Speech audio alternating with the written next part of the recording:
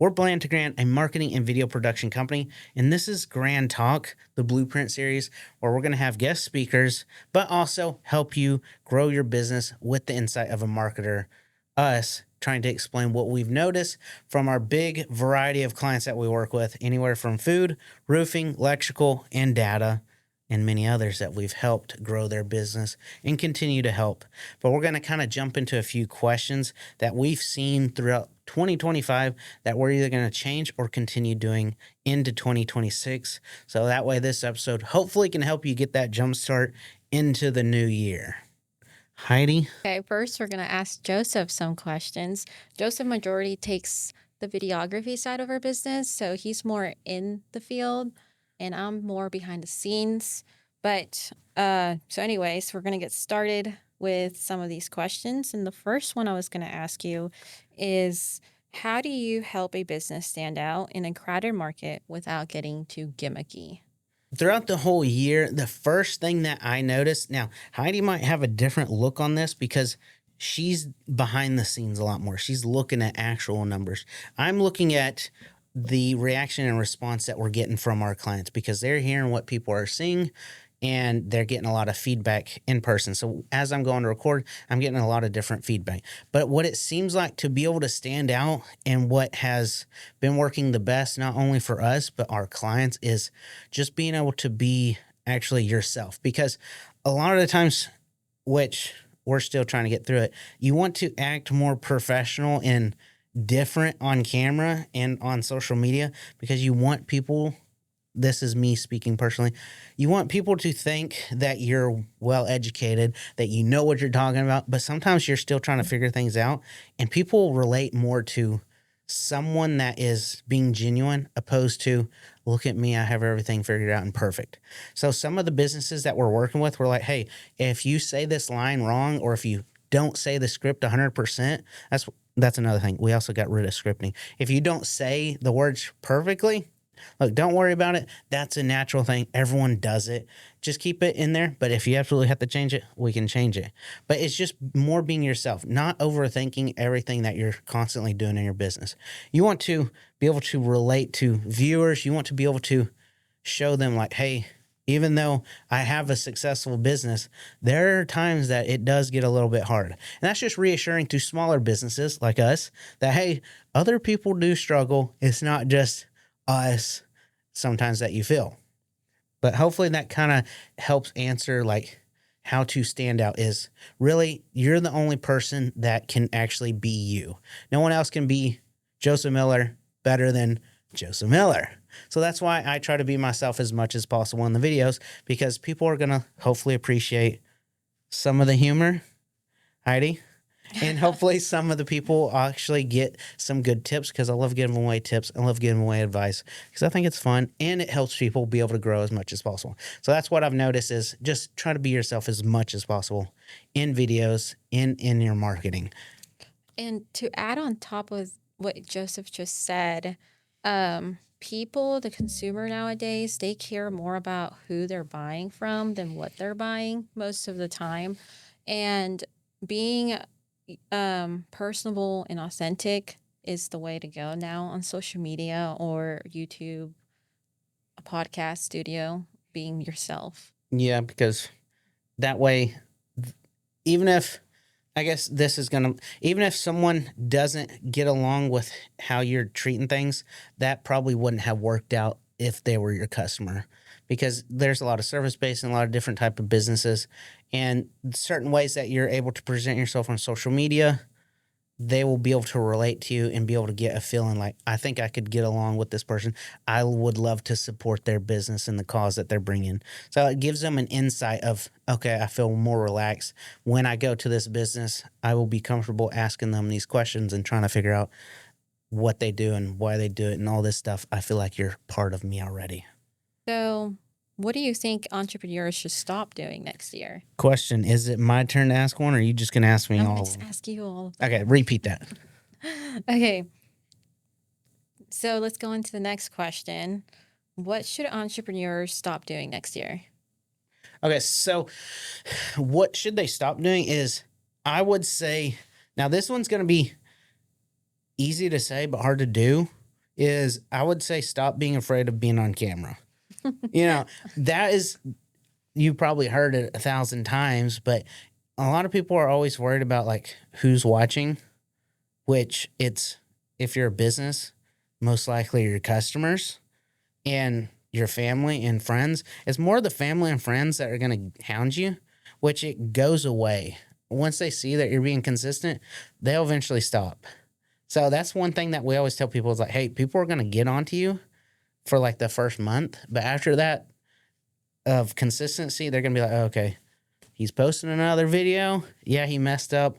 He doesn't care about it. That's just one thing, is like trying to be able to get over the fact people are going to talk about you, make fun of you, pull your leg, kind of joke around, which 90% of the time it's just your friends and family. They probably already do that to you. So it's just being able to be comfortable talking and showing your face. The easiest thing to do, though, is just start with recording not on you. So just do like an unboxing, product review, service, show off something. Just point the camera away from you and talk. And then once you start getting a little bit more comfortable, then you can start showing yourself. But right now, it's like everyone's still afraid of cameras.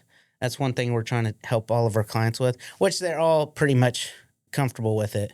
I'm But still afraid of cameras. Yeah, Heidi's afraid Joseph of cameras. had to trick me into doing this. I didn't trick her. He promised food after Yeah. this. We're gonna go out to eat later. But but yeah, is the fact of knowing that other people are gonna see that, but that's the whole point you started this business. You're trying to help people with the service or product you provide. So if no one knows about you or you don't talk about yourself, then you're basically not doing what you wanted to do in business, which is grow and help people. But anyways, that's my thought, is the fear of cameras needs to be removed in 2026. Okay. Do you want me to ask you another question, or you wanted me to? We can say my last one. Okay. I got some questions for you. Okay. What campaign or strategy are you most proud of this year, and why? So a lot of the clients don't know this, but we do a lot of ad campaigns on Facebook, Instagram, and we've done some on LinkedIn for our personal page, and we want to start trying to do YouTube ones as well. But the one that I'm most proud of this year is one that we ran for Tomei, because of the ad spend that was being put into it. And this is where organic marketing, organic video marketing comes into playing a lot. Because if you're posting consistently, you're growing your followers, you're growing your view base organically without having to put money into it. And then you take one of those videos that has done well organically and you put money behind it, it's going to generate more leads and more sales for your business than if you would have put something brand new into that field. Question. Yes. So on this ad that you're talking about that you're really proud of, why did you know that it was going to be successful? What went into this? And I already know the answer to this. I knew it was going to be successful because this ad for Tomei, it was their Thanksgiving ad. She was announcing that their menu was live for Thanksgiving, I believe. And organically, it got, I think, around 40,000 views, around like 200 to 300 likes. It had a ton of comments and shares already. So I knew this was going to be a successful ad, obviously. But I also knew that if I was able to use this as an ad, I could later create a custom audience and retarget these people that were already interested in their Thanksgiving menu for their Christmas menu that was coming out just a month later. And so what I did was I went on ads. I think we were spending maybe like $10 a day, which is a very low ad spend when you're considering the size of the business and how much other people spend. Yeah, this is in the food industry for Thanksgiving. So you already know that there's probably, just in Lufkin, Nacogdoches, probably a couple thousand ads running in this area already. Yeah, and competing even with fast food restaurants are serving Thanksgiving meals as well. And So it was $10 ad spend, and I think in general we ran it for 4 weeks. Was it 4 weeks? Basically Yeah, a whole month. the whole month right before Thanksgiving. I think her orders ended on November 21st, and we spent around $200, or it was 150 or 200. I would have to check on that.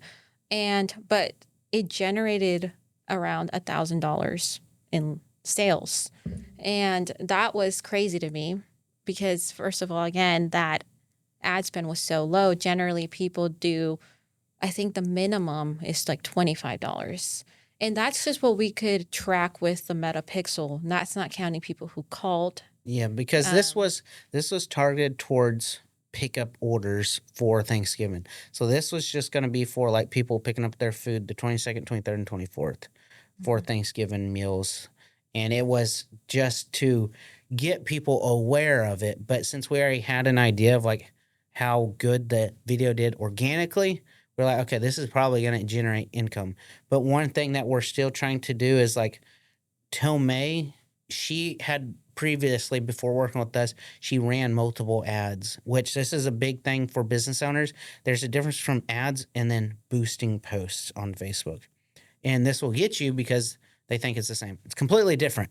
But she spent a lot of money previously and she's had other people run ads, but that's just like to cold audiences with cold campaigns.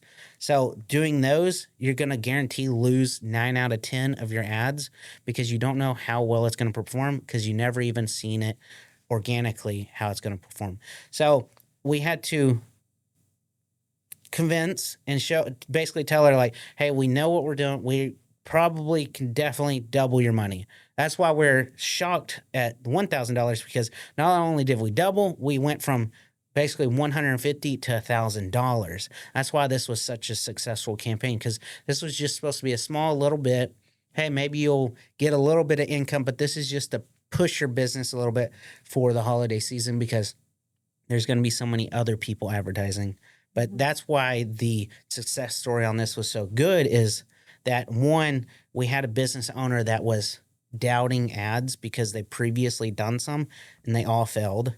Two, that the amount of money per day was $10 opposed to everyone else running 20, 30, and even $50. Now this is just food industry. That there's different categories for different types of businesses. Food industry. So we definitely were the lowest probably in Nacogdoches. And then how much of a profit it brought from $150 to $1,000. Yeah, and again, that's not even counting the people who called in and order, because we know that they were pretty busy that month. Yeah, Miss Rakes, if you're seeing this, I asked you a few times. You said, "Oh goodness, I don't even know how many calls I've gotten." Yeah. Anyways, that was good feedback. It was, and it definitely helps that her food is delicious. Her product is amazing. Yeah, so you can be a great advertiser, but you need a great product to go together. Yep. But anyways, that was a good, successful campaign. Now, since we're on Heidi, we're going to talk next question. Okay. So what was your best small tweak that created big results other than that ad? I think at the beginning of the year, I was more focused on trends, I guess, on Trying to go after the views? trying to go after the views. So, well, not necessarily trying to go after the views, more like Just virality? like what was working on Instagram, TikTok, and trying to recreate that. And you can get stuck. A lot of social media companies get stuck in that. Like, let me redo this video. Hopefully, we'll get the same attraction that this other person did. So that's something that we changed and started implementing more personable, more authentic content within our clients. So that way, they're building themselves up as the authority figure in that industry. I think that was definitely one of those small tweaks that created better results. Again, because another Tomei, our client again. Now we started focusing on different things throughout the year. We are always, something that she likes to mention a lot is pivoting. And we pivoted a lot throughout her content creation throughout the year. And we found a whole new revenue source for her now that she's working on, and that's catering. She's trying to Teaching people how to cater. Yeah, she's trying to teach people how to cater. She already does catering, but on she's the trying school to platform. Yeah, she's trying to teach people, and that's Not going. trying. She's already. Yeah, she We is. started this in November, beginning Yeah, of so November. it's December 30th right now, and Yeah, it's been 2 months. 2 months. And she's already up since we launched it. Even before we launched it, we put out a small little few videos, and we generated maybe like 5 or 6 paying subscribers. And then since then, we've been gaining more and more. So now we're trying to build up her school community on top of helping her grow her business. So it's kind of like running two, but not at the same time. Yeah, so it goes kind of back into, being authentic and personal really helps a brand out. Yeah. So that was just Tomei and then for Knack Space, our other client we're going to start implementing more like long form for Knack Space because they want to target, since they're trying to move up the ladder. Amazon came to Nacogdoches. There's a few big companies. There's what's that golf course called? Wild Dunes. Wild Dunes is coming. Mm-hmm. So Knack Space is like wanting to target these bigger companies. And Knack Space is already a big company. Their parent is Elliott Electric Supply. $2 billion. That's pretty impressive. But anyways, they are a huge company, but Knack Space is like its own independent, and they do everything kind of separate from Elliott, but they're still underneath. But they're trying to go after the bigger market with data center, with IT and things like that. So we're helping them build that authentic. We're trying to build them up to be an authority figure in their industry. That would have to be like more long form videos, because with the short form videos we're doing in 2025, we're probably going to have to start implementing longer form videos so people can actually build that connection with Holly more, because as far as I know, it's going to be Holly. She's going to be the Knack Space, I guess, figure. She's going to be like the face of Knack Space, and we want her to be like recognizable. We want to start implementing long form videos and having her actually start a podcast talking about data and IT and things like that. So that way these bigger businesses will be able to watch these videos and understand more and actually build that trust with them long term. Yeah. But that was good talk. Good talk. You want me to ask the last question to you? Sure, we can ask me. Okay. What's a marketing mistake you keep seeing over and over? Marketing mistake. Let me see. I think I think a lot of small businesses and even medium-sized businesses don't think that marketing in general is important.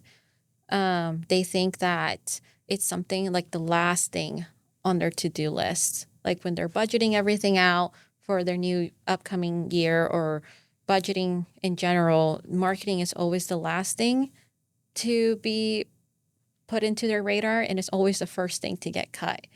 But I think people don't realize that if you're not getting your business out in people's, radar, like social media is the only thing that, it's the cheapest. It's most of the time free if you're not having someone like us do it for you. Yeah, we'll help teach you if you ask questions.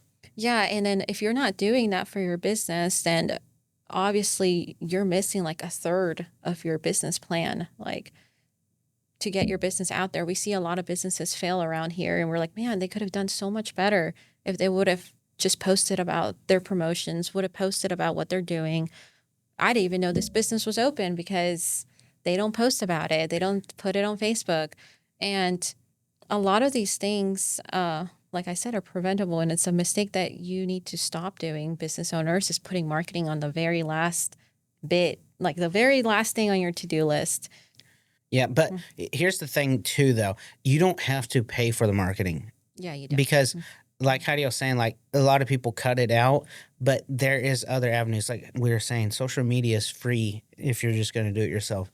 I try to push it as much as possible. Just use your phone, preferably iPhone, because they give you the best quality on social media, but is not just because here's the thing, just because you post like a few times a week, that's not still going to be enough, because one, even if you just opened up, or if you only been open a year, that's still not enough time for people to know about you.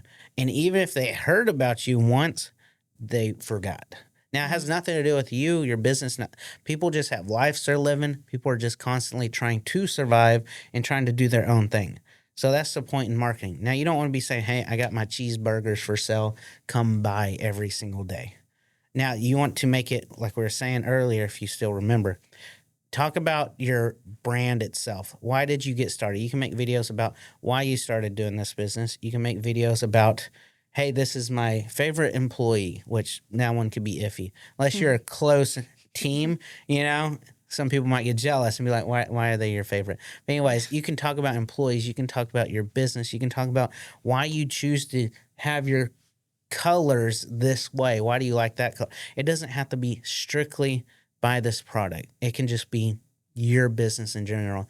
Because like Heidi was saying earlier, people want to relate. People want to know who they're buying from. People want to have that connection with your business, because your Mhm. business is you, and you don't want to just say, I want your money. You want to be able to offer as much as stuff to people as possible. Yeah, and if you think about it, there's so much ads and so much promotions and so much people wanting your money as well when you're scrolling. Yeah. And if you want to stand out, you have to be personable, you have to be authentic, and you can still sell in a subtle way without being so pushy in your videos. Mm-hmm. And that's something we always try to do. Like, we always try to educate first, entertain, and of course, your goal as a business owner is to increase your revenue.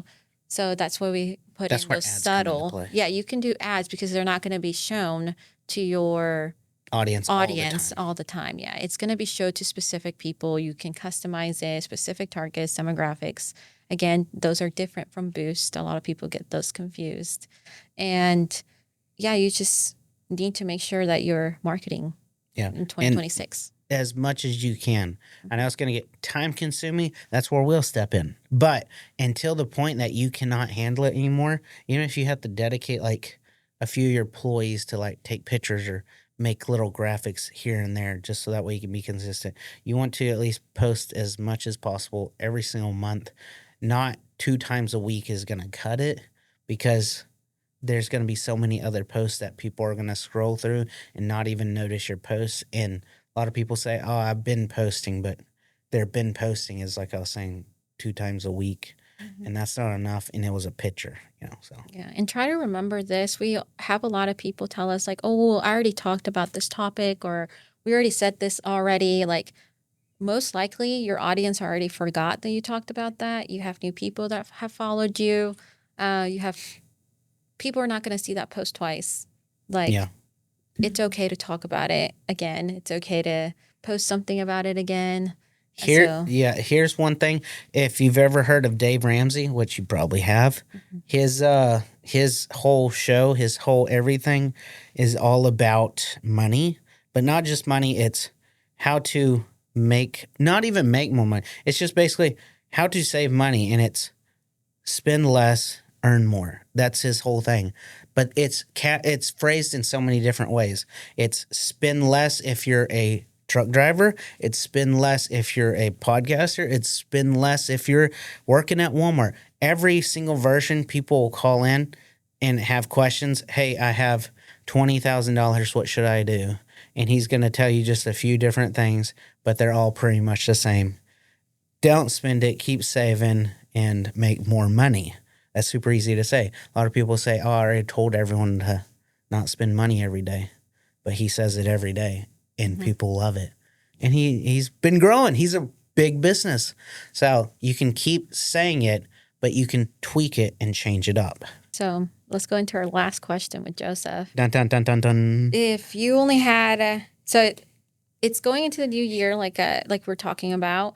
A lot of businesses have, like we said, starting to do their budget, starting to see if they want to do marketing. So if they had, let's say, about $300 to $1,000 per month to spend on ads, where should they put it and why? Okay, so this is going to kind of touch base on a lot of the stuff we've already kind of talked about. And you don't even, so we already talked about how we had a successful campaign with $200. So you don't even need the budget of a $1,000. You can still have successful campaigns. But what it's going to be is it's going to tie into be less afraid of cameras, because you're going to have to be on videos. You're going to have to be taking pictures. It's going to tie into start creating content and posting multiple times a day. Well, maybe not even multiple times a day. At least be really consistent and post as much as possible. Because whenever you have money to spend, it took you a long time to start that business. You put a lot of money to invest into your own business. Now you don't want to just take $300 and toss it to Facebook and hope for the best. Because creating as many videos as possible is, one, going to test your videos. And if it does go viral, you got a lot of comments and things like that, you can just tweak it a little bit to be a CTA. You can still post that same video as your ad and just put a CTA at the very end of it, because you already know it performed well. People liked it. People related to it. That's a good video. You can post a CTA at the end of it and turn that into your ad, because you already know that performed successfully as just organic. And organic is, I just posted it to Facebook on a Thursday and it hit 20,000 views Friday, Saturday, Sunday, whenever. As long as it hit a couple thousand, that is probably going to be your winner for the month, because people already know it looks good. They liked it. And that's your best bet. Now, it might not fail, but it might not work out. Sorry, might not work out because you don't know why people enjoyed it. So this is where digging into the analytics come into play, because you want to make sure that they're not just watching it because it was a funny video. If it's just a funny video, that's going to be a little bit harder to turn into an ad, because people like to laugh. That's why they get on social media, is they want something to entertain them, distract them from the real world. So they go to social media, and if it was funny, that's going to be a little bit harder to turn into an ad. So you want to go after your educational, your informative, your personal kind of connection videos. Put the money behind that one. Now, it doesn't have to be a ton. You can start out with $100, $200, $300. And then if that performed well, double it next month until that video stops performing. And then you look for your next creative video that performed well that month. Yeah, and for the people that don't know what a CTA is, that's a call to action. And also just remember, if you're going to start dabbling in ads for Meta, I would suggest looking up a few YouTube videos and investing a little bit of time into that before you just jump into a whole new ad campaign.